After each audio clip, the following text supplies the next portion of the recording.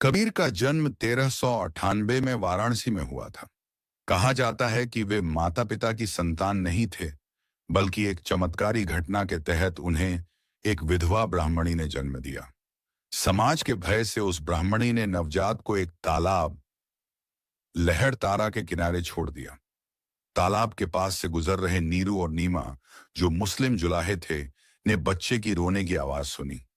उन्होंने उसे उठाया और भगवान का प्रसाद मानकर अपने घर ले आए। नीरू और नीमा गरीब थे, लेकिन उन्होंने कबीर को अपनाकर उनका पालन पोषण किया। यह घटना समाज के लिए एक संदेश थी कि मानवता धर्म और जाति से ऊपर है। बचपन से ही कबीर ने देखा कि समाज में धर्म और जाति के नाम पर कितना भेदभाव है। जब वे बड़े हुए तो उन्होंने इस पाखंड का विरोध करना शुरू किया। उन्होंने कहा, जाति न पूछो साधु की, पूछ लीजिए ज्ञान। मोल करो तलवार का, पड़ा रहन दो म्यान। धर्म और जाति के बजाय ज्ञान और सत्य पर ध्यान देना चाहिए। कबीर ने रामानंद को अपना गुरु माना। कहा जाता है कि एक बार कबीर ने रामानंद का ध्यान आकर्षित करने के लिए गंगा किनारे उनके रास्ते में लेट गए।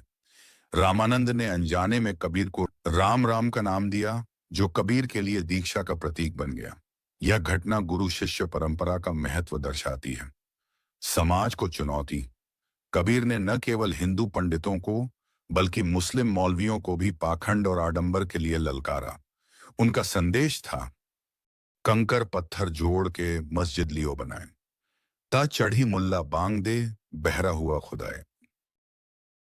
कबीर की मृत्यु के समय भी समाज में उनके विचारों की चर्चा थी। कहा जाता है कि उनकी मृत्यु के बाद और उनके अनुयायी हिंदू और मुस्लिम उनके अंतिम संस्कार को लेकर विवाद करने लगे। परंतु जब चादर हटाई गई तो वहां कबीर का शरीर नहीं था, बल्कि फूल पड़े थे। यह संदेश था कि कबीर किसी धर्म, जाति या रीति रिवाज से बंधे नहीं थे। कुछ प्रसिद्ध और प्रेरणादायक कबीर के दोहे जो जीवन के विभिन्न पहलुओं पर गहराई से प्रकाश डालते हैं। एत साधु ऐसा चाहिए जैसा सूप सुभाए, सार सार को गही रहे, थोथा दई उड़ाए। अच्छा साधु या गुरु ऐसा होना चाहिए जो सत्य और सार को ग्रहण करे और व्यर्थ को हटा दे। 2. वाणी की शक्ति। ऐसी वाणी बोलिए, मन का आपा खोए, औरन को शीतल करे, आपहू शीतल होए। ऐसी मीठी और विनम्र वाणी बोलो जो दूसरों को सुकून दे और खुद को भी शांत रखे।